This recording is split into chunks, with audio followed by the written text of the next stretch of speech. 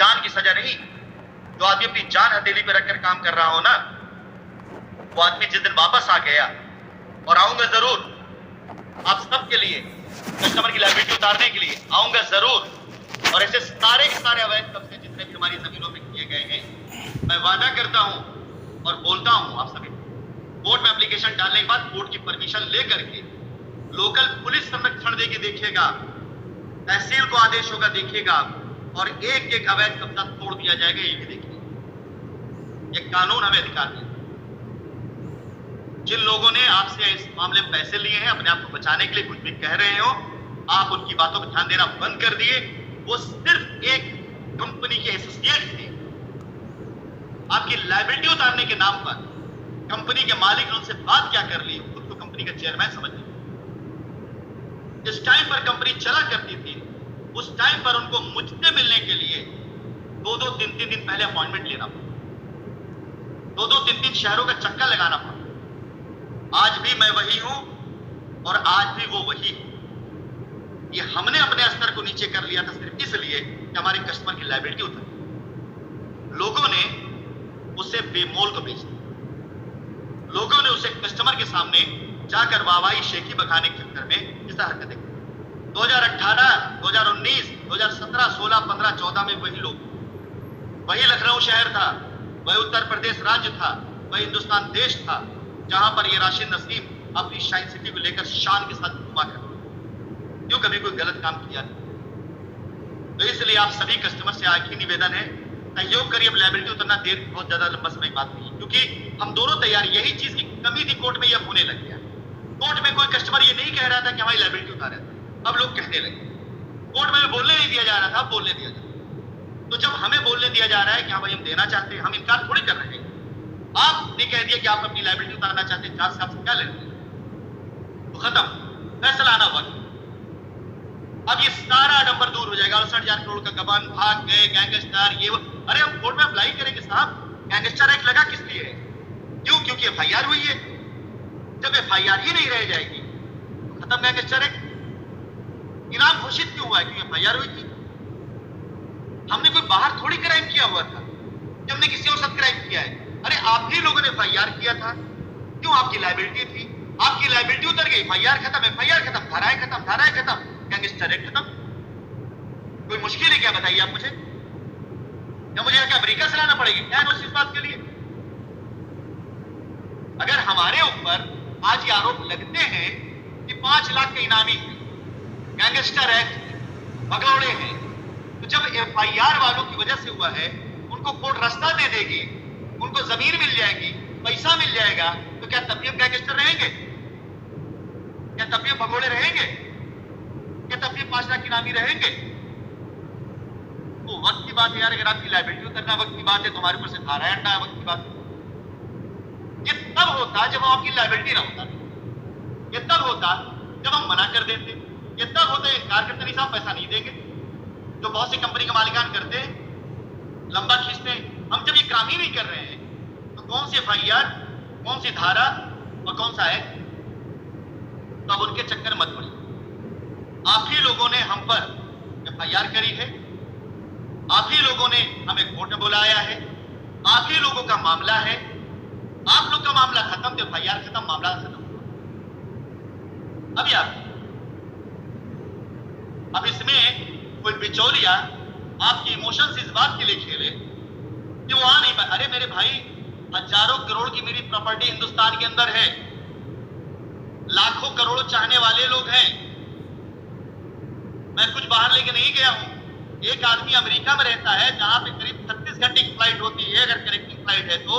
अगर उसका 2-4 बीघा खेत होता है तो साल में कम से कम एक बार आता जरूर अपना घर, अपना खेत देखने। अरे भाई, मेरी तो हजारों एकड़ जमीन है, मैं क्यों नहीं आऊंगा? मैंने कोई मर्डर किया है जो नहीं आऊंगा? मैंने कोई बैंक लूटा जो नहीं आऊंगा? तो इन सब बातों पर ध्यान देना बंद कर दें। अब हम आ जाते हैं मुख्य 2 बातों पर। जैसा कि आप सभी लोगों को विदित है कि कल प्रेस कॉन्फ्रेंस है और आप सभी लोग कस्टमर वगैरह मिल करके जो प्रेस कॉन्फ्रेंस का आयोजन कर रहे हैं, सबसे पहले तो इसके लिए सैल्यूट, सराहनीय है। और आपकी बात अगर मीडिया तक पहुंच रही है और मीडिया से बात पब्लिक तक पहुंच रही है और बात जनता के साथ साथ अधिकारियों तक, कोर्ट तक पहुंच रही है। यहाँ कस्टमर परेशान है, सच परेशान, उसे रास्ता दिया जाए। तो ये हिंदुस्तान में पहली कंपनी होगी जो अपने विरोधियों का भी समर्थन कर रही है, यानी आप लोग। ऐसे तो अभी देखा जाए वैसे विरोधी है नहीं आप लोग, ये जो कोर्ट में न्यायिक तौर से हम समर्थन कर रहे हैं इस बात का कि आप प्रेस में जाइए और कहिए। उस प्रेस कॉन्फ्रेंस को समर्थन देने के लिए हमसे जो कर पड़ेगा हम सब कुछ करेंगे और कर रहे हैं। सही बात सामने लाइए। अगर आप उस रिकॉर्डिंग में जिसमें हमारी एक अधिकारी से बात है तो आप सुनेंगे कि मैंने सामने से ऑफर किया कि हमने कोई जुर्म किया है, हम उसकी सजा पाने के लिए तैयार हैं। हमें संविधान पे भरोसा है। और आज फिर से मैं कहता हूं, प्रेस कॉन्फ्रेंस में अगर हमने कुछ गलत किया है तो हमारे बारे में बोलिए। अगर हमसे गलती है तो बोलिए हमारे बारे में। हमने अगर गलत किया होगा तो हम प्रेस में ही क्षमा मांगेंगे, हम मीडिया में ही क्षमा मांगेंगे, स्वीकार करेंगे, हम भिड़ेंगे, लड़ेंगे नहीं। तो मेरा पूरा समर्थन आप लोगों को है, आप जाए वहां पर। हमने भी अपनी तरफ से जितने भी हो सकते हैं इंतजाम वहां कराने के लिए कराया है। बस एक निवेदन आप लोगों से, बहुत ज्यादा भीड़ मत कराइए। प्रेस कॉन्फ्रेंस है, आप लोगों को मैं अपनी जानकारी के नाते बात बता दे रहा हूं। प्रेस विज्ञप्ति बनवा लीजिए और बनवा करके 25-50 लोग जो है उनके हवाले कर दें। आप सबकी बात मीडिया तक पहुंचे, ये मुख्य उद्देश्य है। प्रेस कॉन्फ्रेंस हो, कोई रैली ना हो जाए, कोई रैली ना हो जाए। रैली की आवश्यकता पड़ेगी तो रैली हम सब मिलकर निकालेंगे। जब आएंगे हिंदुस्तान के अंदर, जिस तरह से मैं देख रहा हूं ग्रुप के ऊपर हजारों लोग की भीड़ पहुंच गई। अच्छा, इसका एक फायदा क्या हुआ है? फायदा यह कि बहुत से विरोधी अब डर के मारे सामने आना बंद कर। जाइए हाईकोर्ट, अपने सामर्थ्य से जाइए, अपनी शालीनता से जाइए और पहचानिए ऐसे लोगों को जो विरोध में खड़े हो रहे हैं, ताकि भविष्य में हिसाब करने में, हिसाब लेने में काम आ सके। वो सारे लोग जो पहले जा करके विरोध के वकीलों को समर्थन देते थे, पैसा देते थे, होटलों में ठहराते थे, दारू की बोतल पहुंचाते थे, मुर्गा पहुंचाते थे, सत्कार करते थे, क्यों? ताकि कोर्ट में हर तारीख में अनाप शनाप बात करके नई तारीख लग जाए और आपकी लायबिलिटी दूर हो। ऐसे लोगों को पहचानने चाहिए, ताकि जब कभी दोबारा जांच हो और आपकी लायबिलिटी उतारते हुए आपका बयान दर्ज हो तो आपका स्टेटमेंट ये आना चाहिए कि हमने कंपनी में पैसा दिया, जिनके द्वारा पैसे दिया उन्होंने हमको भड़काया, उन्होंने हमसे ये कहा कि कंपनी पे FIR करो। और हमने देखा कि कोर्ट में आकर के वो लोग कंपनी पे अनाप शनाप का आरोप लगा करके डेट पे डेट देते हुए हमारी लायबिलिटी को लंबित। जरा एक बात बताइए, जिसकी माँ, जिसके बाप, जिसके बच्चे इस दुनिया से इलाज के बगैर चले गए, क्या लायबिलिटी उतर जाने के बाद वो वापस आ पाएंगे? हम सबका नैतिक कर्तव्य है ऐसे लोगों के चेहरे से नकाब खींच लें, ताकि ऐसी आत्माओं को श्रद्धांजलि मिले, उनकी आत्माओं को शांति मिले। ऐसा भी एक किसी मर्डर से कम नहीं। अगर कोई एक व्यक्ति अपनी मां का इलाज नहीं करा पाया, अपने पिता का इलाज नहीं करा पाया, अपने बच्चे का इलाज नहीं करा पाया, सिर्फ इसलिए कि कोर्ट में बार बार तारीख लंबित की गई छोटी चीजों से और इलाज के बगैर कोई व्यक्ति मर गया, यह हत्या से कम नहीं। क्या हमारा और आपका नैतिक फर्ज इस बात का नहीं बनता है कि ऐसे लोगों की आत्मा की शांति के लिए कम से कम ऐसे लोगों के विरोध में आवाज उठाएं? क्या वो लौट के आ पाएंगे? कतई लौट के नहीं आ पाएंगे। ये बात मैं भावनाओं में नहीं कह रहा हूं। मैं वही राशिद नसीम हूं जो जानता तक नहीं था कि किस बंदे के इलाज के लिए पैसा जा रहा है, उसकी स्थिति क्या है। मेरे दरवाजे पर अगर कोई आ जाता था और ये कह देता था कि मेरे घर में इलाज के लिए पैसे नहीं है, मेरे पिताजी बीमार है, 1 लाख, 2 लाख, 3 लाख, 5 लाख, कुछ भी हो, हमने दिया है। गवाह है वो लोग जो उस घटना के पक्षकार हैं। ये 2017 की बात है। मैं प्रयागराज की तरफ जा रहा था, बढ़ रहा था अपनी गाड़ी में। मेरे मोबाइल पर एक BSNL के नंबर से मैसेज आता है कि एक मरीज PGI में खून की बूंद, मतलब ब्लड की वजह से और फीस की वजह से भर्ती नहीं हो पा रहा है। उसको जो बीमारी है उसमें डॉक्टर ने जवाब दे दिया। मैं उस मरीज को नहीं जानता था। पापा मऊ के रहने वाले, सॉरी ये कौशाम्बी का एक पर्दा, फतेहपुर के रहने वाले थे वो, और प्रयागराज में उनकी शादी हुई। एक पंडित जी थे, उनके साले साहब का मैसेज था। बहुत लोग गवाह इस बात के। मैं रास्ते में था, मैंने इमीडिएट वो मैसेज फॉरवर्ड किया अपने कुछ जानने वालों को कि पीजीआई में इमीडिएट एक मरीज गया हुआ है, उसको भर्ती कराना है, कृपया करके कुछ भी करिए। और मैंने तुरंत ग्रुप में मैसेज डाला। तकरीबन 15 से 20 लोग दुआ फाउंडेशन के स्टाफ और 15-20 एसोसिएट पीजीआई पहुंचे। जाने के बाद वहां पे उन्होंने ब्लड डोनेशन दिया। 8 यूनिट खून चाहिए था। भीड़ लग गई खून देने वाले लोगों को। पूछा गया कौन लोग हैं ये, कहां से आए? हमारे दुआ फाउंडेशन से। बंदे ने इसके बाद बोले कि इलाज में कितना पैसा लगना बताइए। कहा गया 8 लाख रुपया। 4 लाख रुपए तुरंत जमा करना है। मैं रास्ते में ही था, प्रयागराज पहुंचा नहीं था, मैं लखनऊ से निकला था। 4 लाख रुपए तुरंत व्यवस्था करा के वहां पे जमा कराया गया। वो मरीज का इस कंपनी से कोई वास्ता नहीं था, उस मरीज का मुझसे कोई वास्ता नहीं था, सिर्फ एक मैसेज आया। 4 लाख रुपए तुरंत जमा कराया गया उन्हें बेड दिलाने के लिए। 36 घंटे के अंदर अंदर उनकी जान चली, बचाया नहीं जा। 8 यूनिट खून दे दिया गया, 4 लाख रुपए जमा कर दिया गया, लेकिन उस मरीज की जान नहीं बची। उस व्यक्ति, उस परिवार को बचे हुए 4 लाख रुपए मेरी कंपनी दे दी। क्या आप अपने बच्चों का भरण पोषण करेंगे? क्योंकि 8 लाख रुपए आपके नाम पे निकाल दिया गया। उन्होंने आज तक मेरी उनसे मुलाकात नहीं है, आज तक मैं उस परिवार से नहीं मिला हूं। उनका नंबर आज भी सेव है मेरे पास। और मैं अकेले स्टोरी नहीं कह रहा हूं, मेरी पूरी कंपनी के उस ग्रुप में जुड़े हुए 300 लोग इस बात के गवाह हैं कि मैंने मैसेज डाला था और यह कहा था किसी व्यक्ति की जान बच जाएगी अगर आप लोग सहयोग देंगे। मैं लखनऊ में नहीं हूं, अच्छा इससे ब्लड डोनेशन करिए, पैसा मैं दूंगा। मैं वो राशिद नसीब हूं। उस शाइन के चेयरमैन के सामने जब ये बात आती है कि उस परिवार से जुड़ा किसी व्यक्ति की जान चली गई तो तकलीफ नहीं होगी। लाखों रुपए हर महीने इलाज के लिए दिए जाते थे। इसी कंपनी के एक एसोसिएट जो आज अपने कस्टमर के साथ छोड़कर दूसरी कंपनी को प्रमोट कर रहा है, सुबह 6 बजे भोर में मुझे मैसेज करता है कि बीएचयू के अंदर एक महिला इलाज के लिए भर्ती है, पैसा नहीं है। 15 मिनट के अंदर, सुबह 6:30 बजे मैं उठ करके जाता था वॉक के ऊपर, 15 मिनट के अंदर रिप्लाई करा करके बनारस शहर के अंदर अपने स्टाफ को फोन करके मैंने कहा आप तुरंत पहुंचिए बीएचयू, इलाज के बगैर मरनी नहीं चाहिए महिला, पैसा मैं भिजवा रहा हूं। तुरंत 50,000 रुपए मैंने भिजवाया।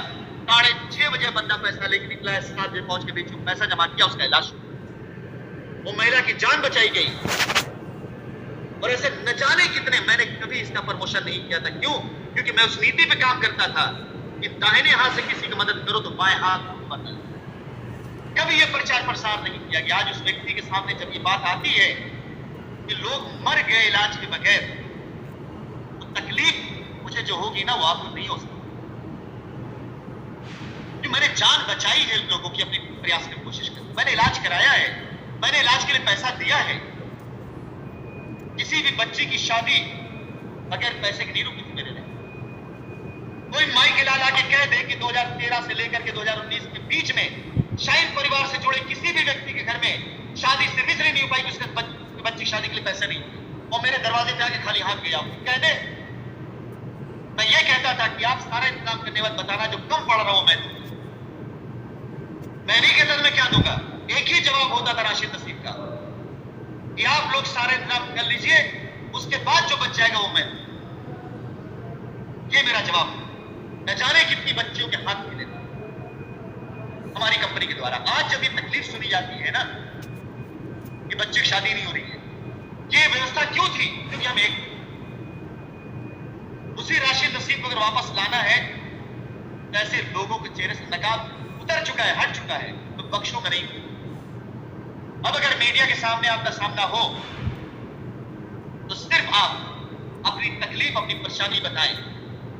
सिर्फ इतना बताएं कि हाँ आपके घर में बच्ची की शादी पेंडिंग पड़ी, इलाज पेंडिंग पड़ा हुआ, माता पिता के इलाज पेंडिंग पड़ा हुआ है, बच्चों की फीस नहीं जमा हो पा रही है, आप अपना ये दर्द बताएं। ये बात सामने जानी चाहिए। उसके बाद इन बातों के आधार पर ऐसे लोगों के खिलाफ इंक्वायरी कराना, कार्रवाई कराना मेरा काम होगा, मैं करवा दूं। बस अपनी आवाज मीडिया तक आप पहुंचा दें, अपनी आवाज कोर्ट तक आप पहुंचा दें कि नीलोट, ये जो समय लंबित हुआ है इसमें हमारी गलती नहीं। हमें ये कहा गया कि आप एफआईआर करा दो पैसा मिल जाएगा। हमें ये नहीं पता था कि हमारे एफआईआर के आधार पर लोग तरह तरह के भिन्न तरह के आरोप लगा करके हमारी लायबिलिटी पर खेल रहे हैं। खाली एक बार ये करा दिया, एक बार खाली सच्चाई दुनिया के सामने ला दिया। फिलहाल निवेदन इतना सा है कि आप जब जाइए कल प्रेस कॉन्फ्रेंस में, आप सभी लोग जो जा रहे हैं उन लोगों से मैं ये कहूंगा शांति पूर्वक जाइएगा। किसी प्रकार से कोई भी ऐसे स्टेटमेंट, कोई भी ऐसा बयान या कोई भी ऐसी चीज मत दीजिएगा तो सत्यता से परे हो, सच बात बोलिएगा। मेरे ख्याल से जो सूचना मेरे पास आई है, करीब 30 से 40 लोग ऐसे होंगे जिन्हें वहां एंट्री मिलेगी, जो जाकर के मीडिया के लोगों के सवालों का जवाब देंगे और उनको अपनी बात रखेंगे। बाकी प्रेस विज्ञप्ति दे दी जाएगी, वो 40-50 लोग जो होंगे चिन्हित कर लिए जाएंगे। आप सभी लोग वहां पहुंचे उस ताकत को बढ़ाने के लिए कि हाँ आप साथ में हैं। लेकिन अगर आपको एंट्री ना मिल पाए, आप अंदर ना जा पाए, तो बिल्कुल निश्चित रहे आप शशि बालाजी की ताकत बने। शशि बालाजी अकेले आप हजारों में से, आप हजारों की ताकत पाकर के 1000 गुना हो जाएंगे। वो समर्थ है, सक्षम है आपकी बात को माननीय उच्च न्यायालय के सामने रखने के लिए। वो सामर्थ है, सक्षम है आपकी बात को पूरी तरीके से जाकर के मीडिया सामने रखने के लिए। आप उनकी बातों का पालन करिएगा, जैसा वो बोलेंगी आप उसका समर्थन करिएगा, पालन करिएगा। अगर वहां बहुत ज्यादा भीड़ बढ़ जाएगी, वो भी महिला है, शिक्षिका है, अपना समय निकालकर वहां सिर्फ आपके लिए आ रही है, कोई नेता नहीं है कि रैली करने जा रही है, कोई उनको इलेक्शन भी नहीं लड़ना भविष्य में। जहां तक मुझे लगता है कि वहां जा रही है आपके समर्थन पाने के लिए, वो आपकी आवाज बने। आप अपने समर्थन से, उनके द्वारा दी गई गाइडलाइन से आप अपने समर्थन को शक्तिशाली बनाइए, ताकतवर बनाइए। आपकी लायबिलिटी हो सकता है उतर जाए, हो सकता है कि आपके घर में किसी के साथ कोई कैजुअलिटी ना हुई हो सकता है कि आपके बच्चों का करियर गांव में ना लगा हो, लेकिन आपका मूक समर्थन और आपका सहयोग उन लोगों की आत्मा को शांति देगा जो इस दुनिया से इस आस इस उम्मीद से चले गए कि काश पैसा अगर मिल गया होता शाइन सिटी से तो मेरा इलाज था, काश पैसा अगर हमारे जमा पूंजी में मिल गई होती तो आज हम बगैर दवा दारू के मरना।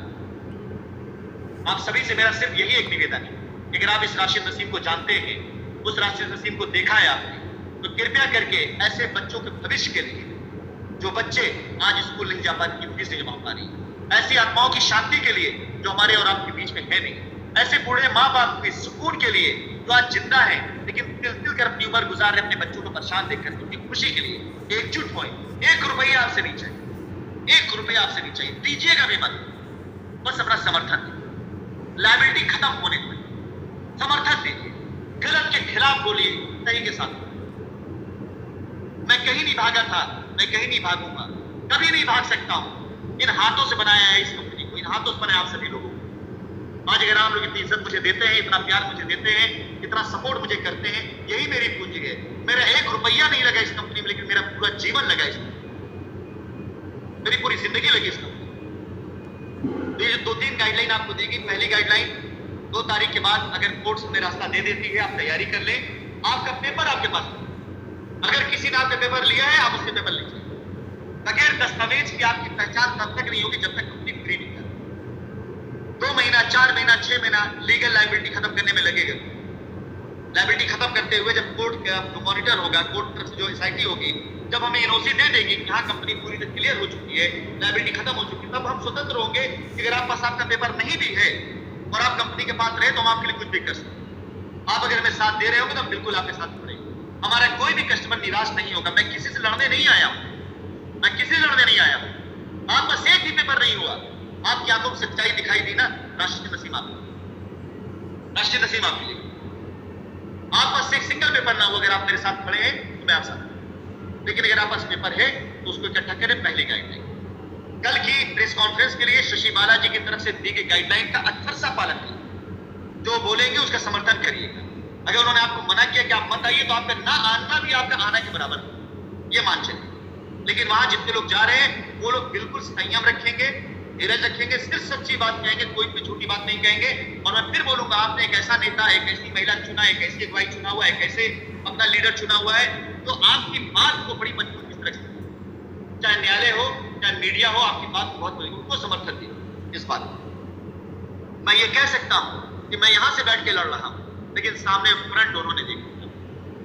यहां से मैं आपके हक के लिए बात करता हूं कि मैं पैसा देना लायबिलिटी, लेकिन आज की तारीख में एकजुटता आप। और सोचिए, एक शिक्षिका थी जो पहले उन विरोधियों के साथ में खेमे में थी, जो बार बार एफआईआर ये वो दुनिया कहानी कर रहे हैं। एकाएक वो सिर्फ कोर्ट गई और सच्चाई पता चली, उनमें यह बदलाव है। एक महिला अगर ये हिम्मत करके आज इतना बड़ा हमला चलवा कर दिया हो, तो अगर आप लोग उनको साथ जो दे रहे हैं, सही से साथ देते चले गए, तो आपको क्या लगता है लायबिलिटी उतारना मेरे हाथ में नहीं, आप उतारना, बड़े आराम से कर लीजिए। फिलहाल अपनी बातों मुझे यही कहना था, जान की सजा नहीं,